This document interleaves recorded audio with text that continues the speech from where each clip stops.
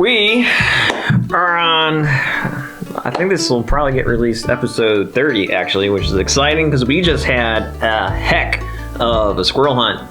First for a couple things, but the big one is being Grand Slam. Got the Grand Slam. Ohio Grand Slam this morning between us three, and there was 4 species of squirrel that we wound up hitting. Black, gray, fox, and then red squirrel. We got the red in there. Shotgun red over there. Snuck it in there. We got the big one. Well, it was funny because I saw it, I was like, it's just a red squirrel. And I was like, we could use that red squirrel. It looked like a chipmunk. I've been squirrel hunting a long time. I've never done that. I thought it was really cool. I had the opportunity opening weekend, and me and my girlfriend both missed black squirrel, so I was like, this is not meant to be. You were telling me about that, yeah. We almost had the Grand Slam. I don't know that I've ever seen a squirrel that small. They're pretty small. Yeah. I didn't know. What's funny is that Ohio doesn't even recognize them as a population anymore. It's so limited with what's actually here. In small little pockets like where we were today. Yeah. You can find them. When I first bought this house, you could actually see them in the backyard, but not anymore. They have a very distinct, if you ever listen, they have a very distinct bark compared to like a gray or a fox squirrel. It's completely different. I really can't tell a difference between any of them. Like, I know the classic, like, bark and whine, but... That's 99% of your squirrels. I was like, I can't tell a difference when you guys are like, oh yeah, that sounds like a certain color. I always have it, like, when you hear a squirrel, like, I can tell you what direction it's coming from, but it's never like, it is on that branch right there. It's always like, it's here. You have a cone, and the farther out it gets, it could be somewhere in there. I don't know how they do that, but it gets me every single time. You got to sit there and actually wait and just keep on watching. Like, hopefully you see a branch move or a tail flick or something. Well, it's like me and you said, like, you find a good spot and you stay put for at least 20 minutes. Yeah. At least. Yeah. A lot of times that'll turn to 45 to an hour. But I've had more luck. You hear a squirrel far off, you make a move, and then he shuts up because he's either heard you or saw you. Mm-hmm. You sit down and you give it that 20 minutes. It seems like 20 minutes is almost the timer. Yeah. After 20 minutes, they're like, okay, we can go out now. And then they start moving again. What's that tree out by my parents? Hickory. Because I think I did that unintentionally because I would always just sit at the same tree, but they're kind of limited on land. Yeah. But I would always sit at the same tree and I would never move, and eventually they'd come back out. Mm-hmm. So I think I did that without even thinking about it. I've had hunts where I'll sit at the same tree for hours because I'll see 4 or 5 and I'll shoot one and they'll disappear and I'll just sit there. They're 20, 30 minutes and they all come back and I'll shoot another one and they disappear and I know they're there. I know they're not going to go anywhere. Yeah. I watched them go up that tree and they didn't come out of that tree. They're still in that tree. I just can't see them. But like the last one we shot, that you shot, we could hear it. We knew it was close.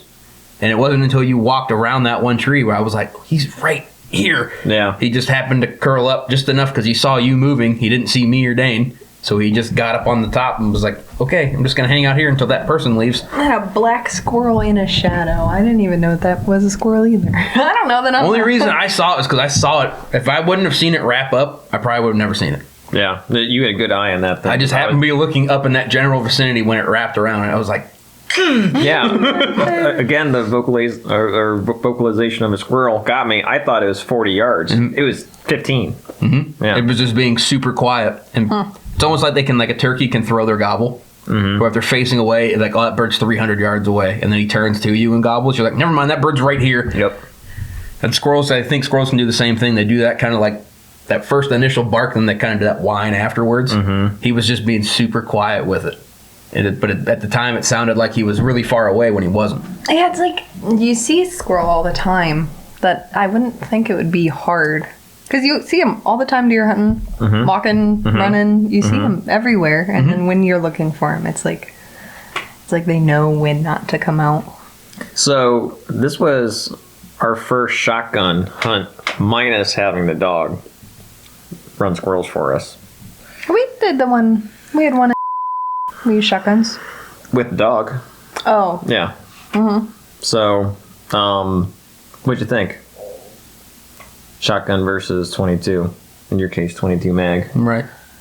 The lack of, in my experience with guns, the lack of scope is weird. So that threw me off right off the bat. But as far as the gun, I'm trying not to tap. No, I'm just going to hold your hand.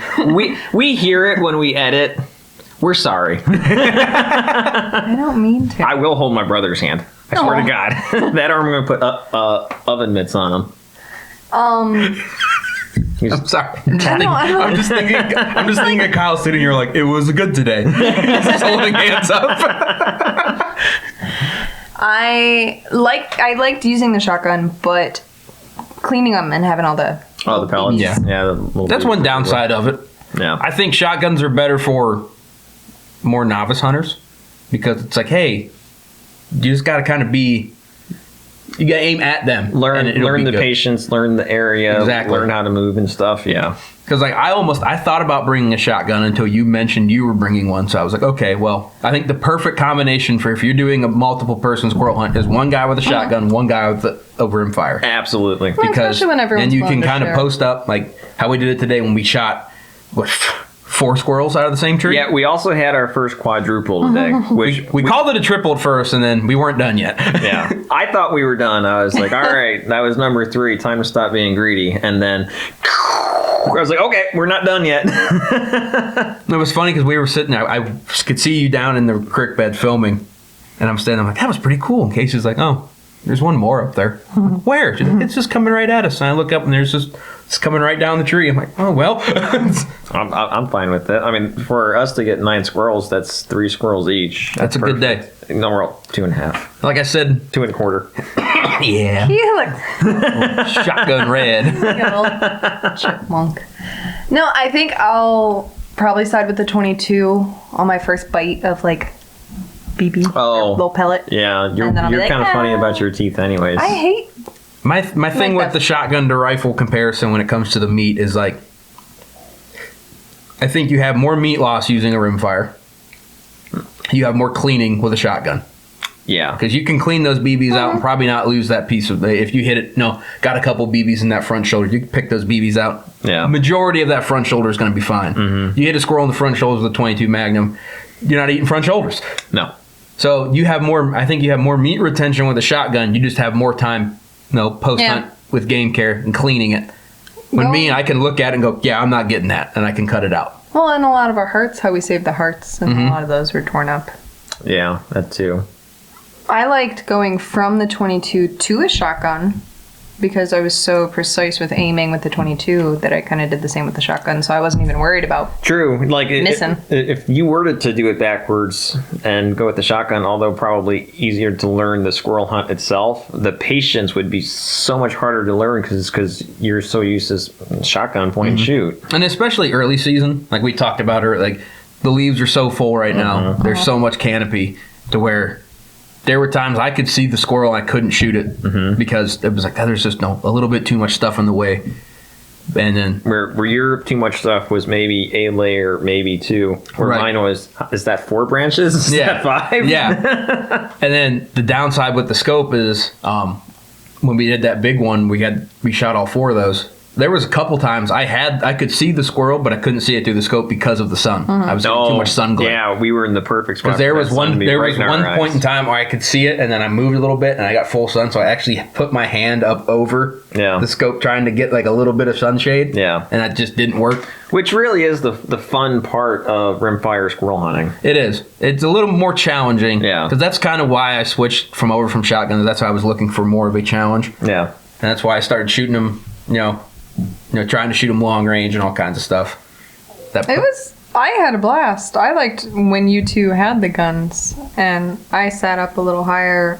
I was like, there's one, and I couldn't yell and tell you guys, so I tried to like, it's over there, and then I was like, the time I don't have the gun is when I see 5, 6 squirrels in 10 seconds. Yeah, we got in that creek bottom, and I don't think we knew what we were getting into. I thought we had 2. I think there ended up being 6 total down there. I think you're right. I was going to say Because the 5 or initial 6. one that I saw, you were like, why don't you stay here on that one? Yeah. And then I'll go up. That one I lost super quick, but just didn't know where he went. And then the 2 we initially thought we got. And then there was a bonus 3rd one. Yeah. And after that one, I saw one hit the ground running, hauling the mail, going the other direction. Yeah. And then a minute later, here come the other one. I was like, crap, there's a ton of squirrels in this tree. And it ended up being a hickory, too. It was. Yeah, that was a good spot. I'm glad that we had that creek bed to really creep up in there, too. It kind of made sense how you were posted further back for that with the 22 mag, and I could kind of catch, as I kept calling it in the video, for the slop. Yeah. That worked out really well. I think, having that rimfire versus shotgun in the same hunt made so much sense. It clears up a lot of room for error because the rimfire guy, the rifleman, can stay back, that 50, 60 yards to where, because there were times I could see the squirrel and I could tell you couldn't. I could tell you were still scanning, but I could see it working its way. And I'm like, okay, well, that's going to come down soon. Yeah. I didn't want to be greedy and start picking them off at the top. The Danes would be like, It just hold it true. what am I doing? I don't care. I'm just hanging out, man. Got him. Save me shells. Well, like the first I don't care. well, the first two, like I said, I saw the first one run down, and then I pulled up and I could see the second one, and I kind of looked over him and saw you, and I was like, oh, he's got that second one. I watched you just pile that one up through the scope, and I immediately went down to the last place I saw that first one was like, he's down there somewhere, and he hung tight to the back of the tree directly in front of you. So I was like, yep, and you had no idea I was here. That worked out perfect. And then there was the last squirrel worked out where we were just sitting there and watching you try to walk up and find it, and we just happened to see it curl up. You saw it. I was watching her messing with the camera, and I again thought it was 40 yards past us. I was just like, realized it was that close. Dane, what? Like, it's right here. What? 15 yards? Yeah, 15 yards for 40 feet up in a fork. Yeah. Yeah. And you were like, I can't see it. I'm like, you see the fork? It's on the left one. I like on the when you- inside. You're like, I can't see it. I'm about ready to go. Just aim for the center of the fork. You guys did that a few times, and you're like, yeah, right in that tree, on that branch. And I'm like, Yeah. Well, like when you shot your red squirrel, I was like, Kasey, one right here, and I wanted you to shoot. You're like, I can't see it. I'm like, it's coming right to us. And you're like, I can't see it. And I shot. And I was like, do you see it now? I'm like, I'm not letting it get any closer. I'm not super well versed with what tree is what and what the bark looks like and the branches. And you guys are like, oh yeah, look at that oak. And my depth is also, I know how far, like archery, I can pinpoint those. But when you're like 100 yards, I'm like, It's so I don't different know how when far you're that 20 is. yards on the range versus 20 yards in the It woods, is. too. It just looks so different. Yeah. Now, especially too when you're working with terrain, because there's trees. I'm like, oh, that tree's pretty close, and we walked 20 yards, and I was like, actually, no, that tree was way at the bottom of the valley. That's the very top of it. Yeah. Okay. no, you guys are like, oh, it's 100 yards up in that oak Yeah. tree. And I'm It like, comes what's with an it. oak tree? That all comes with time. I You'll know. learn. We got some of them down for deer. I got the white oaks. Those are more leaves. I Yeah. don't know bark Yeah, still. you're fine with leaves and stuff, but bark, and bark takes a while. Like, Yeah, because there are a lot of trees that look not similar. exposed to it very often. Look like a tree. Yeah.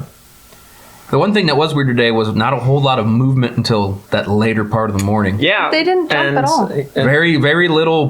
But the ones we did see on the limbs were it was usually multiples running around together. Yeah. It wasn't that one squirrel just kind of trying to go from tree to tree. It was you'd have a couple like almost like they were playing up there in the tops. Yeah, so for reference for you guys, it's September 15th, and Northeast Ohio is, and most of Ohio actually, is currently in the middle of a pretty extreme drought, especially the further south you go. And we were south of here. I'm not going to give too many details because it's a really good spot, but we were south of here, and it's been very dry. So for September 15th, I think we couldn't have asked for a better. This was general. late season results early in the year, Yeah. which only makes me more excited for late season. Yeah, absolutely. I feel like that stringer's going to have another big day. Yeah. That was the most I ever tried to carry at once, and we learned the limits. Yeah. That my buttons can only hold 8 squirrels. 9. Nine's too many. Yeah. I think that's impressive that because we've had this hunt planned for a while. Yeah. I scouted it a while back, but I mean, you never know what's going to happen 2 weeks into season. Is that area going to get a lot of pressure? I don't remember seeing a lot of hickory in there when I scouted it a while ago, but there was hickory. There was a lot of prime juice, a ton of oaks, very, very nutty area. a lot of hickories. I saw a good amount of walnut. That spot is like, when you think of a squirrel spot, that's it. That's the spot. Hands down. Yeah, there's contour to the land. They can move around for the shade and the thermals going through. Yeah, Like I said at one point, I'm like, it's great because there's a million places they could be, but it's bad because there's a million places they could be. yeah. My thought, I I know they have like their patterns, like every animal, but I'm like, okay, they're not going to be in one specific type of tree. They're going to go to those mainly to eat. Mm-hmm. I was like, they're not going up one, down, up. Like, they're going to jump from tree to tree. They could be in any kind of later tree. in the year, if we go out again late season, let's say we go out, December, January time. In my experience, you'll shoot majority of your squirrels off of the ground. Mm-hmm. Yep. So, like, right around, pretty much after gun season, my eyes stop focusing up here and they start focusing on, they'll run those felled trees and those logs. They run those like little highways. Yep. Well, when you're deer hunting and you hear more squirrel than... Right. Yeah, you get it.